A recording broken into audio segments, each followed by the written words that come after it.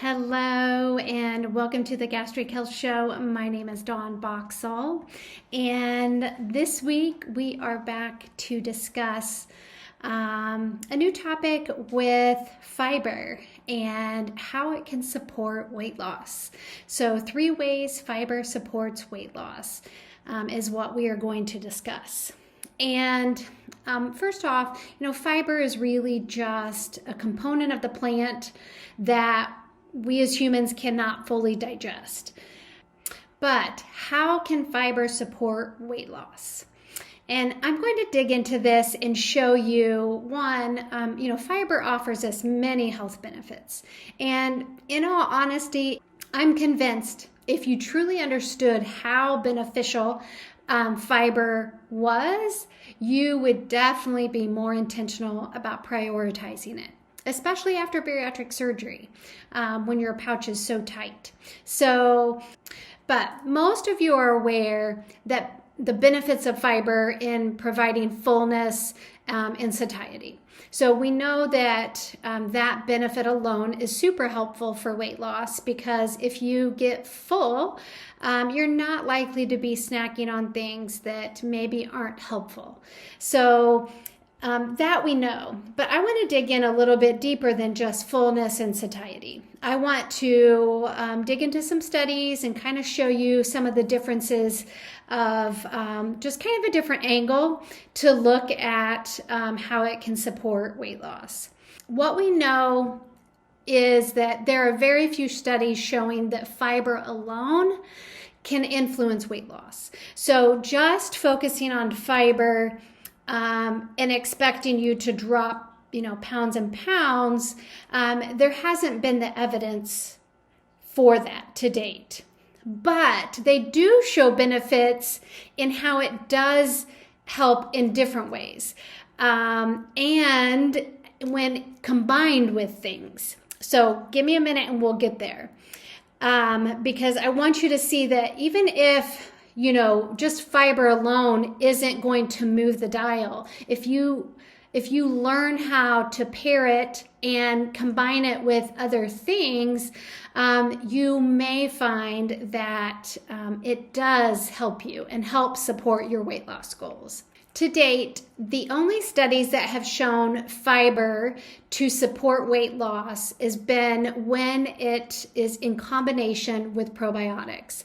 So when you take a probiotic supplement and then make sure that you're consuming adequate fiber, that has been shown to influence and support weight loss. Because we do know that modulating your gut bacteria can influence weight loss. So that's where we're headed. I'm taking you down that path of not just taking a probiotic, although I do believe in that, and I do think it's an important piece before and after weight loss surgery. It doesn't matter which surgery you have or what type of surgery you have. I truly believe all patients who are seeking bariatric surgery should be consuming a probiotic prior to even having surgery. And then after surgery, that should continue and be more intentional about including, probiotic type foods and getting adequate prebiotics and just different fibers, kind of the whole gamut of fibers with resistant starch, insoluble. So really just attacking that at all angles. And I do have a blog post and a podcast on, explaining fibers a little bit more in detail than what I'm doing today. So if you want to learn more about the different types of fibers, I'll put the link so that you can refer to that if you want to understand a little more fully about fiber. But so we know that fiber and probiotics together are a good team. And I'll show you some studies on those in a second. But I also want you to see that it's even more than that. Fiber impacts other areas of our health that influence our ability to lose weight. I'll discuss all 3 ways that fiber supports weight loss to help put the odds in your favor to maximize your results after bariatric surgery. So let's let's talk about recommendations. How much should you really even be eating of fiber? And today's current recommendations for fiber are gender specific. Adult males should have about 34 grams and adult women should have about 28 grams. But unfortunately, the US population is definitely below those recommendations. From the 2020 to 2025 dietary guidelines for Americans, they found that 90% of women and 97% of men eat less than these recommended guidelines. So men eat less than 34 grams and women eat less than 28 grams. So that's pretty sad. And what they found was the most of the fiber consumed is strictly from grains. It's not from vegetables, it's not from fruit, nuts, and seeds, it's from grains, which is so unfortunate because the vegetables and the fruits and the nuts and seeds are where some magic happens. That's where you get some properties that grains cannot provide. I'm not against grains. I think they have very high benefits and we should include them. I do feel like we don't get enough of those vegetables and nuts and seeds and fruits on a regular basis. You know, more of that Mediterranean type of diet, which is kind of a gold standard that, you know, in most studies, when they do a Mediterranean diet, where they are focusing on olive oil and avocado oils and really staying away from the saturated fats and saturated oils, and really focusing on all the plants and nuts and seeds and but still getting in proteins. It's just not the main part of the dish. So I agree with that. I feel like we are lacking that as Americans, and even more so in the bariatric community. And I think that gets misconstrued when we push protein so much, which in the beginning, it totally makes sense. You're eating such a small volume of food. But as you get further out and your pouch stretches, which it's supposed to, as it stretches, your ability to consume, you know, protein and fibers should be there. And if it's not, then that's where you work with your bariatric team and figure out, why can't I get all of these foods in? Why can't I get an adequate amount of food in? And work with them until you can. Because it is important, and you'll see in a little bit why it is important to make sure that you are getting in these fibers to support your weight loss goals and to support your all your hard work and effort, you know, to be derailed months and years after having surgery because you're missing this one little piece seems crazy. So, and another thing that I would say that kind of deters bariatric patients from doing fiber is because of the carbohydrates. Most patients try to follow a high protein, low carb diet, which I don't disagree with. I'm totally fine with, but you may have to inch up your carbs at a number that may seem scary for some, but it's more sustainable.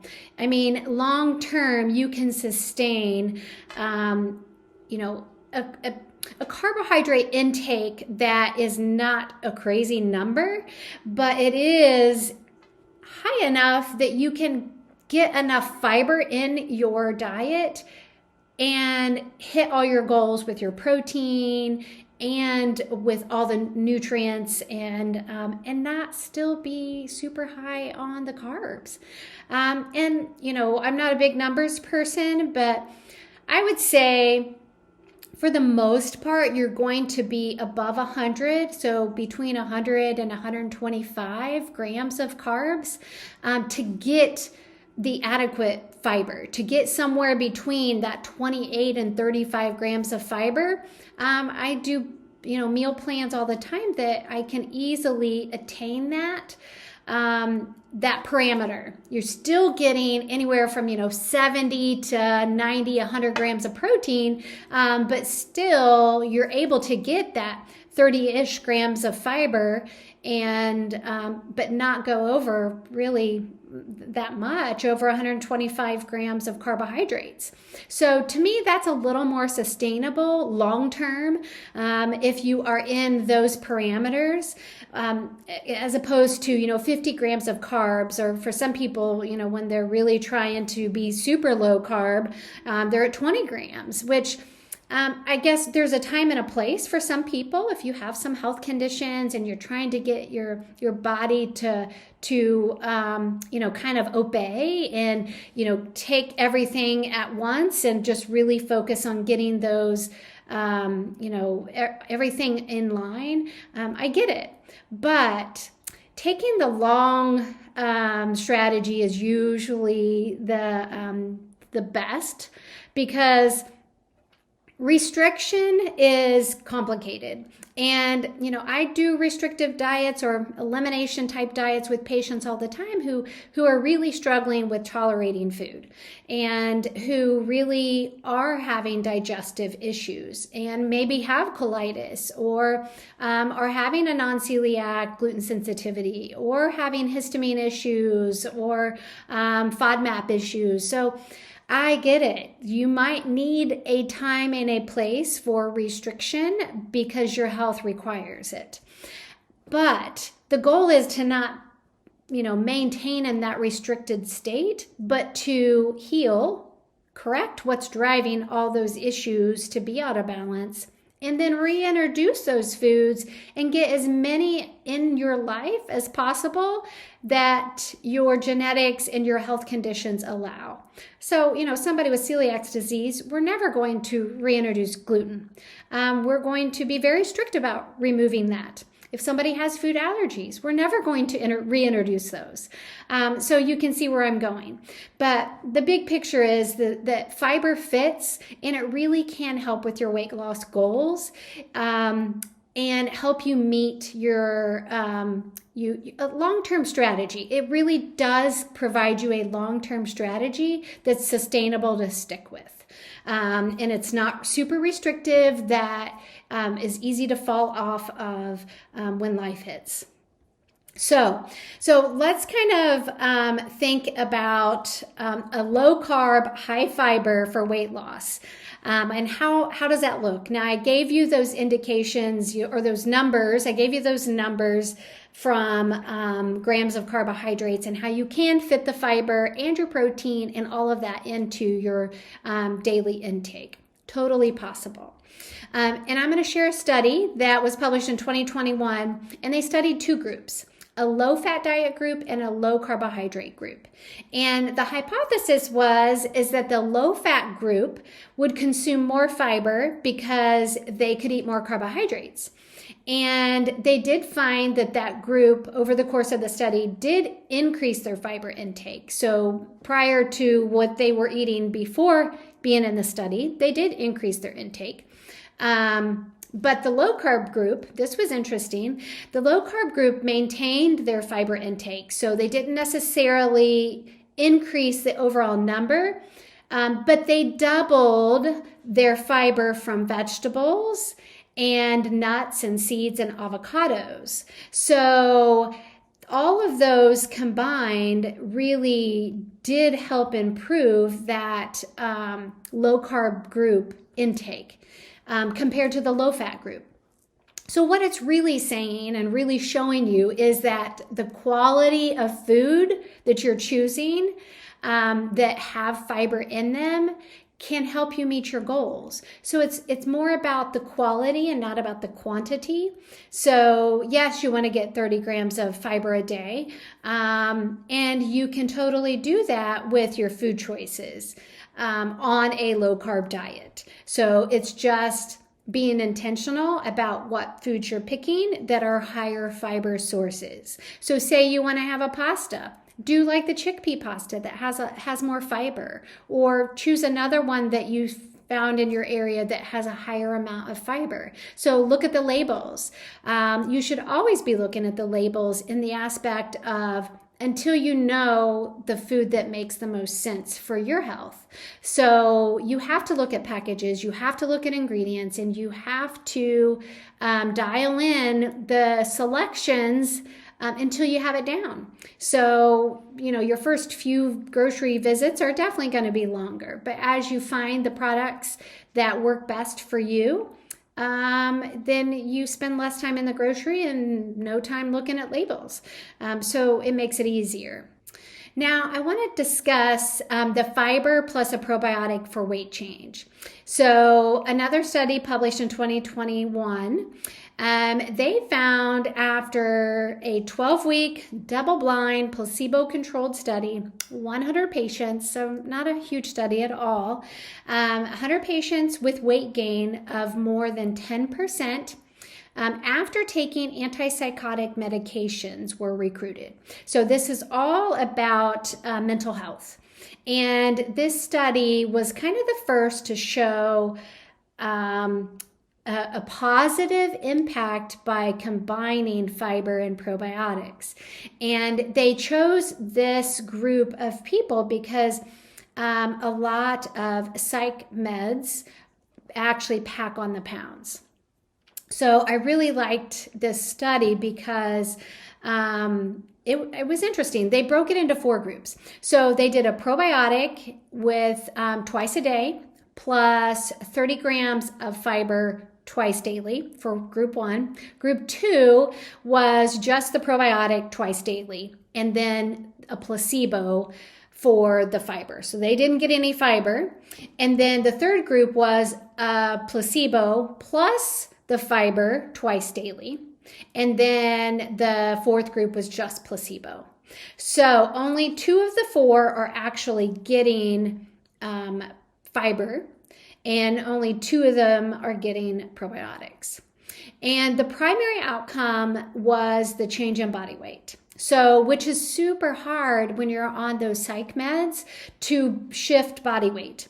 And they did see an improvement with some secondary outcomes, which was changes in metabolic syndrome parameters, the appetite scores, biomarkers associated with change in weight, and gut microbiome composition and function. So they are showing that when you add in the fiber with the probiotic, they found that that group was the one that actually netted the most benefits.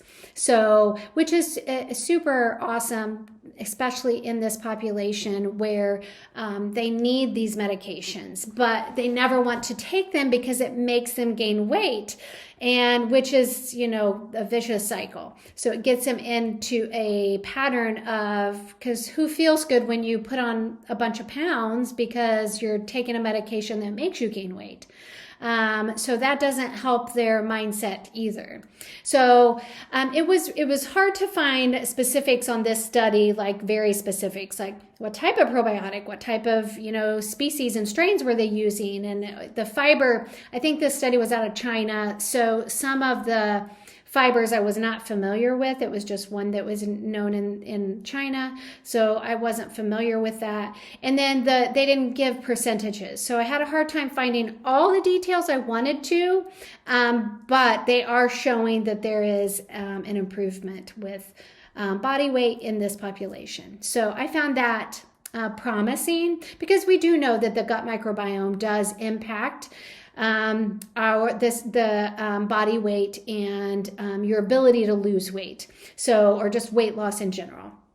And then when you make sure that you have adequate fiber in your diet, you're adding that extra punch that you need to for your body to do everything it needs to do. And I'll share that in a minute. We're not quite there, but the next I wanted to share a study about what happens after bariatric surgery. And a study published in 2016 found that Roux-en-Y gastric bypass patients' weight loss was 53.8% higher in the group using a prebiotic fiber compared with a placebo group. And more specifically, they use the fructooligosaccharides. So if you've listened to any of my videos, podcasts, or blog posts, then you have heard me talk about FODMAPs. And FODMAPs is a fructooligosaccharide. This is where you can see being intentional about consuming fiber is super important in supporting your weight loss goals. So let's dig into the 3 ways fiber supports your weight loss journey. And 1 is it can increase the short chain fatty acids. 2, it can lower inflammation. And 3, it can improve blood sugar regulation.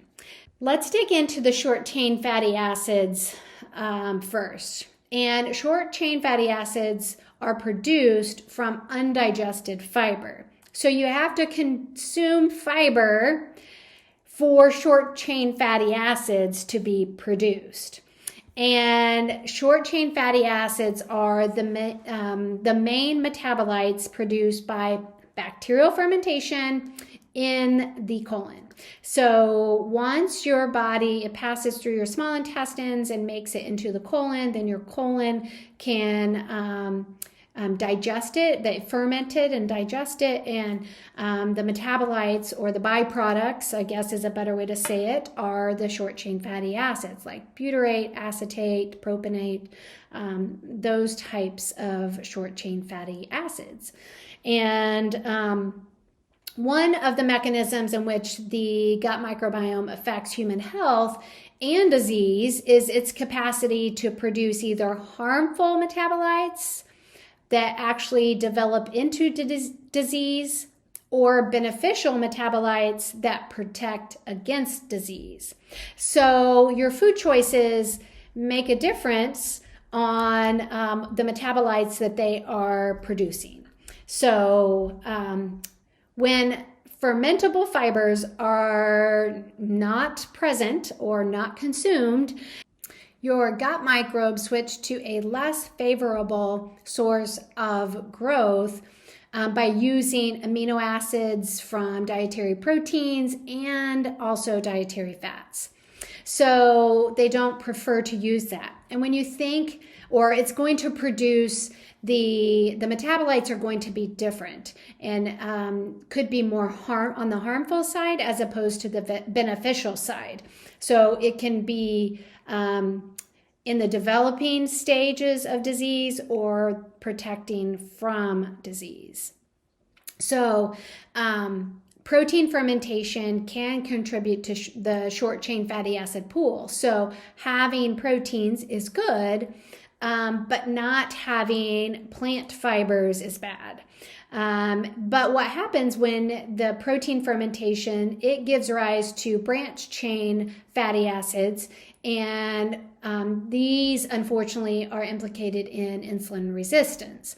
So it's the opposite of what we're wanting. So having a high protein diet is great and nothing wrong with it. It's just not going to give you the end result that you're hoping for. So I think that to me is what we've got to shift in the bariatric community. We have got to get you consuming these plant fibers regularly in conjunction with your protein foods, and being more intentional about adding more plants in, because in the end, it's really the best way to prevent regain and to support weight loss.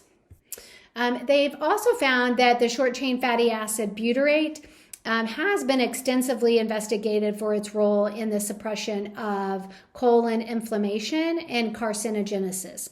So the more short chain fatty acid production of butyrate, which requires plants to create. So short chain fatty acids, the short chain fatty acid butyrate is not going to be manufactured by just having a diet of proteins and very little carbohydrates. or very little plants, I should say. So when you're choosing carbohydrates that are low in fiber, and your days and whole diet consists of very low fiber intake, then you're not going to produce butyrate.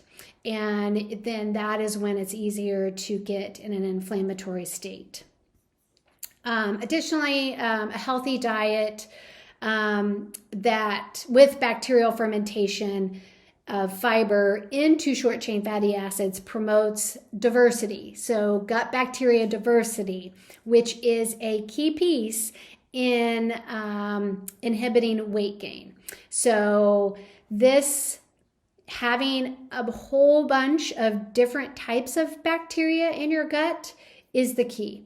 And we know that obese individuals prior to bariatric surgery have low diversity, and that we know that bariatric surgery does flip that and you have a higher diversity. But your gut bacteria shifts and it migrates to what you're doing. So just because bariatric surgery shifted it to more diversity doesn't mean it stays there. It's not a permanent thing. It's up to you. It's your choices moving forward is going to influence the outcome of that diversity. And that's where that fiber comes into play. So if you want to support weight loss, then include fiber so that you get more gut bacteria diversity. So this leads to the next one, inflammation. How fiber supports weight loss by lowering inflammation. Most are aware that there is a connection between low-grade inflammation and obesity. And a study published in 2018 found that the diet supplementation with symbiotics, which is kind of a pre and a probiotic prepared with certain strains of probiotics, which they used a lactobacillus gasseri strain. And they showed to this type of probiotic strain was shown to exert weight reduction and anti-inflammatory activity in large independent studies. And they added with this strain of probiotic, and they added galactomannan or an inulin fiber, so chicory root fiber. And they found that it was that these types of fibers and type of probiotic combined may increase weight management effects due to the effect of the short chain fatty acid production and your gut bacteria kind of reconfiguring because of the addition of the probiotic and the fiber in conjunction. So the combination with how it lowers inflammation and also supports weight management is important. And you can see that they kind of work synergistically, and working on one area usually does help improve the other areas too.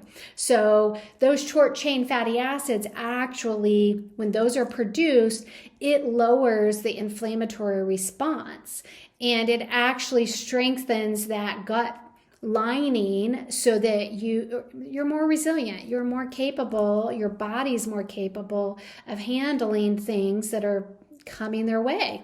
Because there's a lot of things we can't control that we're exposed to. I mean, we just, you drive to work and you're exposed to stuff. You walk into work and, there's all kinds of things that, 100 years ago, there's like 85,000 new chemicals that have been allowed in the last 100 years that, our ancestors never had to deal with. So again, I think the more you can build your health to be resilient to things is going to benefit you in the long run for your weight loss goals. to maintain them. The next one is how fiber supports weight loss by improving blood sugar balance. And blood sugar balance is a very important piece when it comes to weight loss and maintenance. And anybody that is experiencing spikes and valleys or blood sugar that's going up and down throughout the day is really not going to do well with their weight. They're easily going to be putting on pounds because they're having to correct low blood sugars throughout the day, and that's going to again create more insulin and that storage of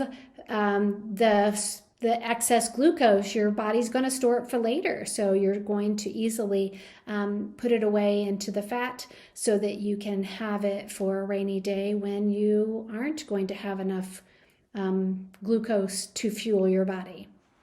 And that's the unfortunate thing. Then it gets in a cycle where you aren't, because you feel miserable. So when you feel bad, who wants to exercise and do things? So that's where, having blood sugar balance is always, to me, step one when it comes to if you're struggling with weight loss, then first and foremost, you've got to dial in your blood sugar balance. That has to be step one, because with that, you're going to influence the inflammation. You're going to influence your gut bacteria. You're going to influence your energy and your overall mood. So all of those things are just, they're all interconnected. So you can't ignore one and only focus on the others.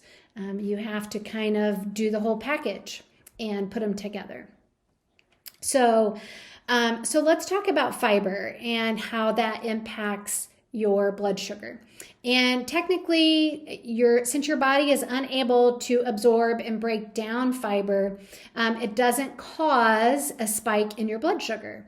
So compared to carbohydrates that don't contain fiber, that those will increase your blood sugar, whereas the ones that have fiber in them won't spike your blood sugar. So that's why, your dietitian probably tells you, eat the whole apple with the peel. Once you're past a certain phase where you have to have the peel removed after bariatric surgery, once you can introduce the peels, then most definitely include those and eat the whole fruit or the whole plant, like the plant of a sweet potato or the skin of a sweet potato, and that will give you more fiber.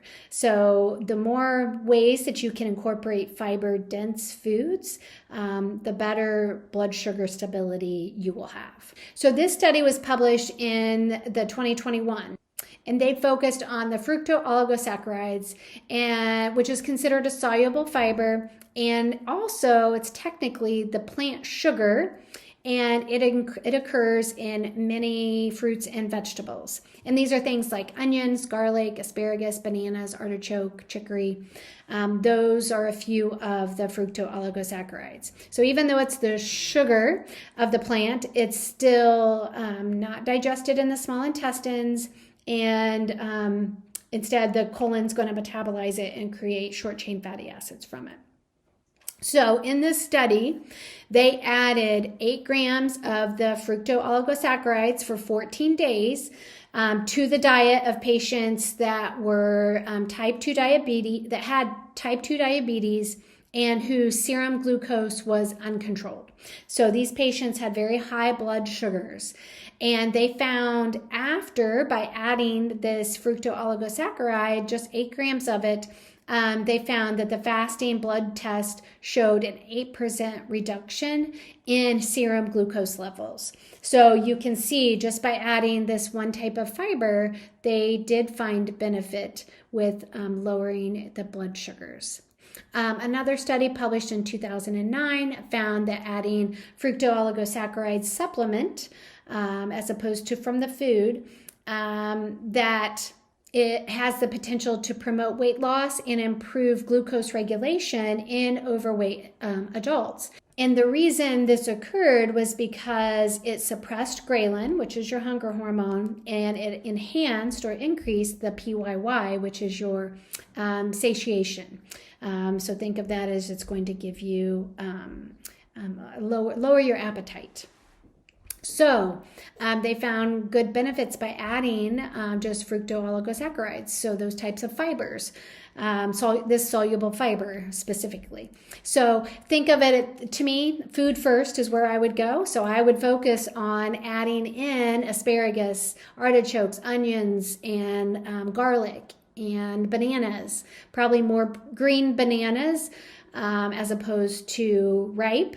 And you'll get some of the resistant starch with that as well. So you'd also get soluble fibers and resistant starch fibers, which would additionally help. So I hope this has given you some insight that fiber is important. And even though you have to do protein and it needs to be a priority after bariatric surgery, the further you get out, you have the belly space to get adequate fiber.